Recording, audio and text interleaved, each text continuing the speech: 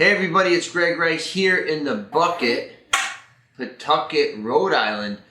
And on the news we're hearing constantly, housing crisis here in Rhode Island. Are we really in a crisis? Is it a crisis? What is a crisis? Okay, let's start with the definition of crisis. A time of intense difficulty, trouble, or danger. That's the definition of a crisis.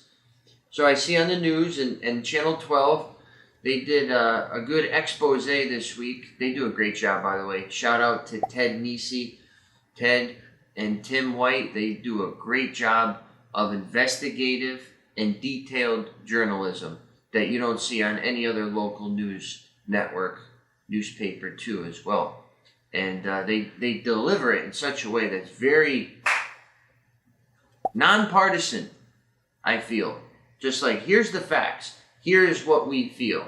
So I like that. Props to them guys. Rhode Island has been dubbed unaffordable from a purchase standpoint and a renter standpoint. That I agree with. That is something that I see on a daily basis. Tenants are paying their rents, and the rent prices that we're getting are astronomical. I'm talking over 100% increases in the 10, 11 years that I've been doing this. And I've been doing this for every day for the last decade. No days off. Even when I want a day off, even when my boss Nick says, Greg, take a day off, no such thing. So my ear has been to the pavement for 10 years. I believe that we are not in a housing crisis. We are in a demand crisis, which is a good thing. I'll say that again. We are not in a housing crisis. We are in a demand crisis. People want to live here. People want to go to school here. People want to work here. People want to raise their families here. People want a vacation here. People want second homes here. People want to retire here. People want to do everything here. How is that a crisis? How is that a problem? It's not. Think of it this way. I love metaphors. I love analogies. I'm a vision guy too. I like to see things. Think of your favorite artist growing up. I'll take an easy one.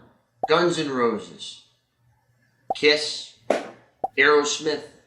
Something like that. To me, I'm a classic rock guy. I went to the first show that Guns N' Roses did. It was at the T-Mobile Arena after they came out of retirement after, I believe, 20 years some odd. They did the T-Mobile Arena in Las Vegas. Brand new arena, beautiful. It was sold out. Tickets in the nosebleeds is where I was. My dad and my buddy Mark, we spent $500 each to just look like little ants down there. There was a line outside the stadium. People were outside selling stuff, eating food, drinking. Parking lots were full. The energy was swirling because the demand was healthy. It was competitive. The experience was worth it. The opportunities were worth it. That's Rhode Island. A packed stadium with high ticket prices, and we'll find out about the soccer stadium. We'll see if that gets packed. But this metaphor, a packed stadium, full to the gills. People are loving it. People are jiving. People are accelerating. There's people outside hoping to take their spot. Willing to wait, willing to pay. That's what we're in right now. Now, the contrary here is there's nobody in the stadium. Or just the first couple rows. There's nobody outside. Parking's cheap. There's no food options. Nothing really to drink. I've seen this band a million times. They're getting old. There's nothing here for me. It's something to do. Hum-de-dum. That's the alternative. An empty stadium. And I'll give you an even better visual. I used to travel a lot with my father. We'd go to rock shows. Again, I'll use the rock show. We went to Pryor, Oklahoma. And I think Pryor has a couple thousand people there. Very remote destination, smack dab in the center of the country. And they had what was called Rocklahoma. So it was a festival, 3-4 days, countless bands. I think there was like 60 bands, 80 bands among 3 different stages. Besides this concert, nothing else happened in that town. 2 places for breakfast, 1 courthouse, 4 police officers, a railroad track, some cattlers, some croppers. That's it. Nobody's desire is to go and live in Pryor. People end up in Pryor. And no disrespect to Pryor, but I'm just talking from a logistic, accessibility, and opportunistic standpoint. They don't have the features that Rhode Island has. Our beaches, our rural, our urban, our suburban, our education, our food, our diversity, our mills, our history. None of that to the scale that we have here. So that's why we attract so many people and so many different types of people, which is why I love it here.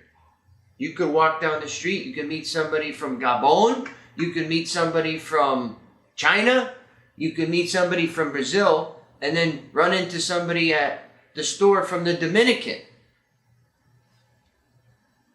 Or Mick, who used to work here, from Belarus, of all places. One of the best people I've ever met, rest in peace. It is a melting pot of diversity and opportunity. And that's why the demand is so high. So back to my point, are we in a crisis? No. It's competition. People want to be here. They want to be here so bad that it's driven up the prices. It's reduced the supply to almost extinct. There's nothing happening. I saw an article the other day.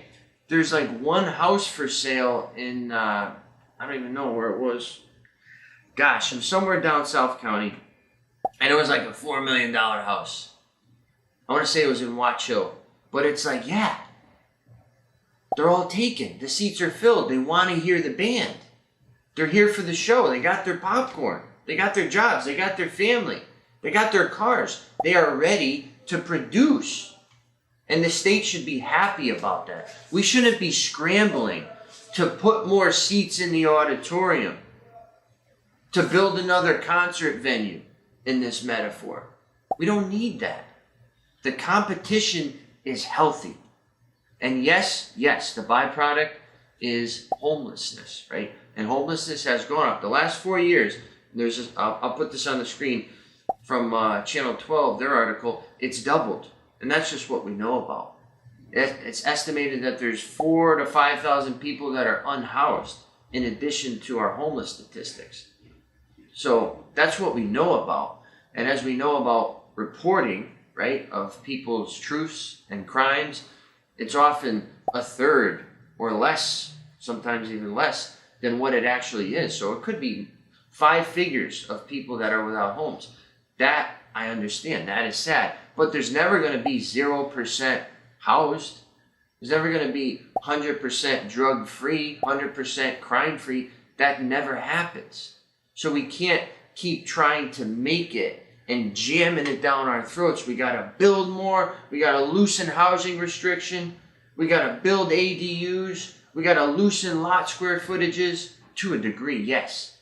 But not to the extent of we're going to build out in Foster, we're going to build out in Situate, we're going to build high rises. People don't want that. And that brings me to my next point. Who says it's a crisis? Do Rhode Islanders want this push for housing, this push for advancement, this push for building and growth? Do they want it? I don't think so. Look at the Fane Tower, which I supported. I went and spoke at the hearing right after Eric Zwena of ZDS Architects. I spoke out in favor for this building. It would have been, I think, about 600 units, give or take. shot down. Multi-million-dollar project. And that gentleman spent millions of dollars just on soft costs, just on probing this, architects, permits, fees, applications, millions and millions of dollars spent to hear the word no. Okay, so that's a large-scale development shot down by the state. And you can't tell me no because it's not getting built. It was shot down. Then you look at smaller projects, Wickenden Street, Gano Street, 40-unit building, 50-unit building, whenever those pop up, the community is in upheaval. Oh my God, no, you're going to ruin our integrity. You're going to ruin our identity. You're changing the fabric of the neighborhood. Exactly. Exactly. People are trying to change and alter the identity that we've worked hundreds and hundreds of years for to get to this point.